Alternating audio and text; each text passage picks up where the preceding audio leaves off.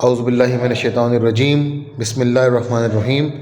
Hello viewers and students, my name is Saim Ali Khatri और मैं यहाँ पर आपको क्लास फर्स्ट ईयर की फ़िज़िक्स पढ़ाने के लिए मौजूद हूँ। जो फ़िज़िक्स जो अभी बिल्कुल अपडेट हुई है, न्यू बुक जो version syntax book board Jamshoro की तरफ से पेश किया गया है। तो हमने कल के लेक्चर में आपको फ़िज़िक्स की बेसिक डेफिनेशन बताई थी और क्वांटम और क्लासिकल मैकेनिक्स के हवाले से हमने कुछ डिस्कशन करी थी।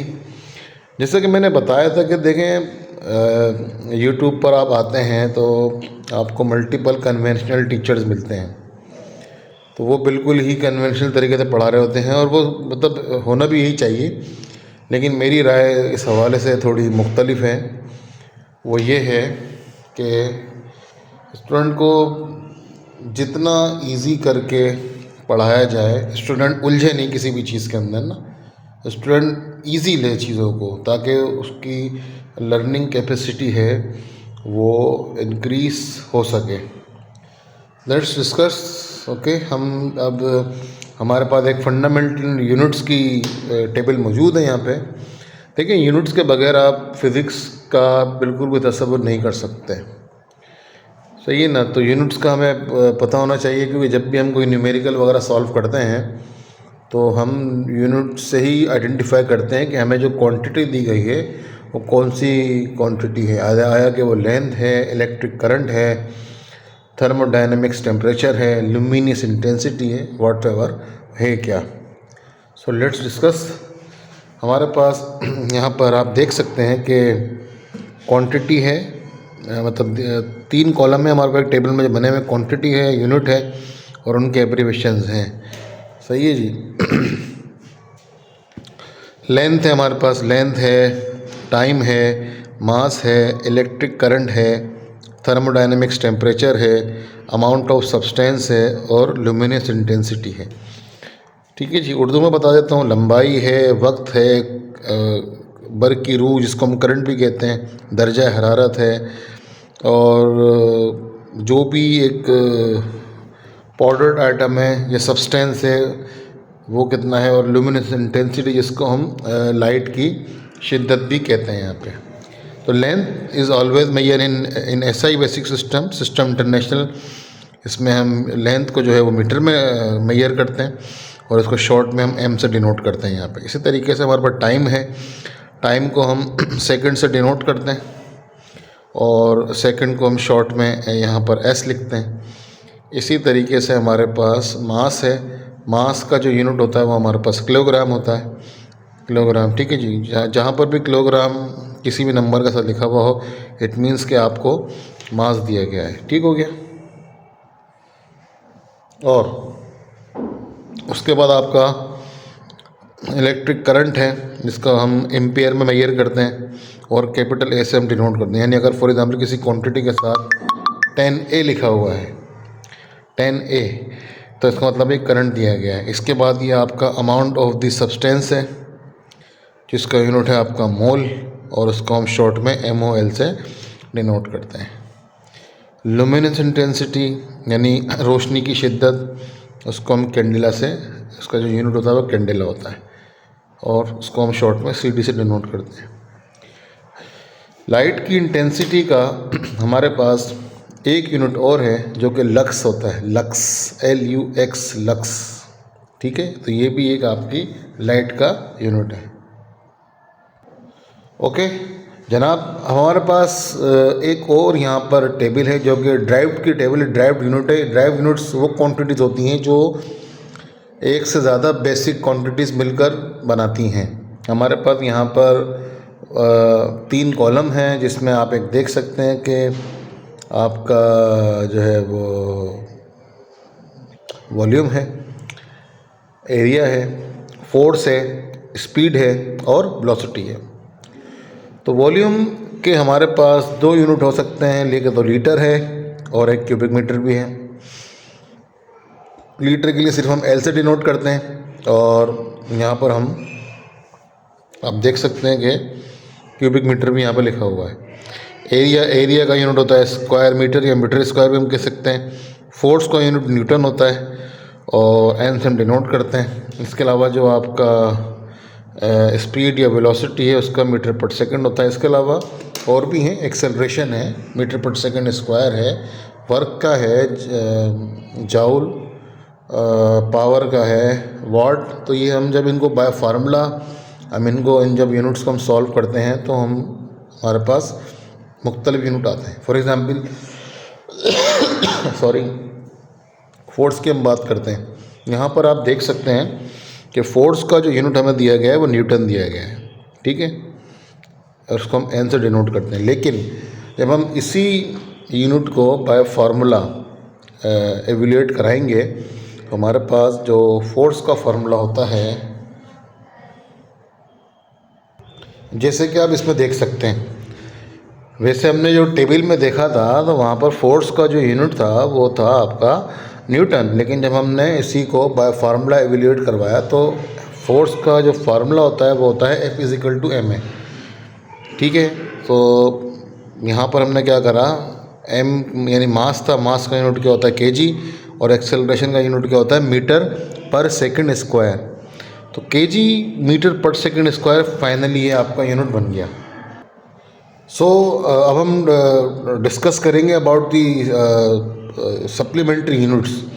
जैसा कि इसी लेक्चर में प्रीवियसली हमने फंडामेंटल्स और बेसिक एसआई यूनिट्स को डिस्कस किया, साथ साथ हमने ड्राइव्ड यूनिट को भी डिस्कस किया। हो सकता है कि देखें बहुत से स्टूडेंट्स कह रहे होंगे यार ये सर जो है ये कौन सी चीज़ें लेकर बैठ गए हैं और इसमें टाइम वेस्ट करें। देखें हर चीज़ काम की है, हर चीज़ जो है वो काम की है, और हम ये किसी भी चीज़ में ये नहीं कह सकते कि वो काम की नहीं है।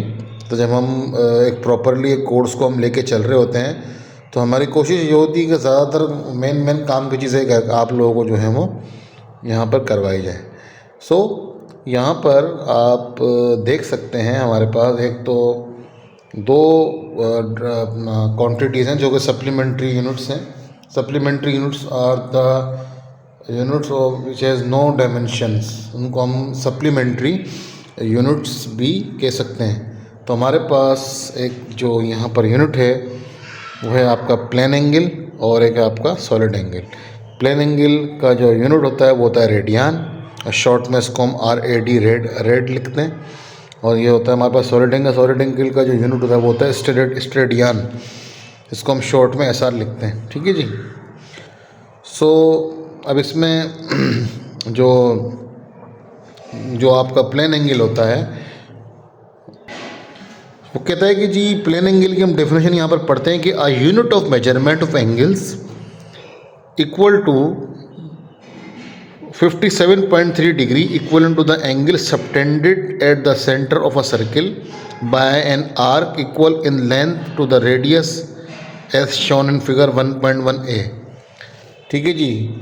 सेंटर से जैसे आप कंपास फिक्स करते हैं और आर्क लगाते हैं तो बेसिकली जो आपकी एंगल बनता है ना, फॉर एग्जांपल आप एंगुलर डिस्प्लेसमेंट को कवर करते हैं, एंगुलरली आप क्या करते हैं कवर करते हैं। मैं आपको फिगर दिखाता हूँ जिससे आपको मज़ीद बेहतर क्लियर होगा। तो जैसे कि आपके पास ये एक फिगर मौजूद है, तो 57.3 डिग्री जो उन्होंने बताई है वो ये वाली है, यानी एंगल जो सेंटर से सबटेंडेड हो, ये चीज़, ठीक है, ये चीज़, और ये आर्क, ये तो कहलाएगा आपका S। नॉर्मली इसका फार्मूला होता है S=R⁻। देखें सर्किल के हिसाब से थ्रू आउट R की वैल्यू यहाँ पर भी सेम होगी, यहाँ पर भी सेम होगी, यहाँ पर भी सेम होगी, यहाँ पर भी सेम होगी। लेकिन स्पेसिफिकली जो आपको रेडियन के हवाले से जो प्लेन एंगल बताया गया है कि जी प्लेन एंगल की वैल्यू 57.3 डिग्री होगी, तो वो किस तरीके से होगी कि इतना लंबा आर्क बनाया जाए कि जब आपका एंगल 57.3 डिग्री बन जाए। तो this angle should be 57.3 degree, क्योंकि थोड़ा सा इसको हम मज़ीद ऊपर की तरफ अगर बनाएंगे तो ये 60 हो जाएगा। तो इसमें से अगर आप यानी माइनस करेंगे तो यानी 60 में से आप समथिंग वैल्यू को सब्ट्रैक्ट करवाएंगे तो 57.3 डिग्री आपका ये एंगल रह जाएगा। क्योंकि यहाँ पर आपका ये एंगल 90 डिग्री है और ये एंगल 57.3 डिग्री है, तो ये आपका कहलाएगा प्लेन एंगल।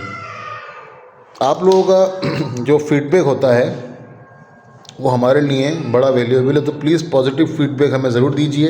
फिर से समझ लें कि ये हम यहाँ पर प्लेन एंगल डिस्कस कर रहे हैं। प्लेन एंगल की जो वैल्यू है वो 57.3 डिग्री है और इसका जो यूनिट है वो रेडियन है।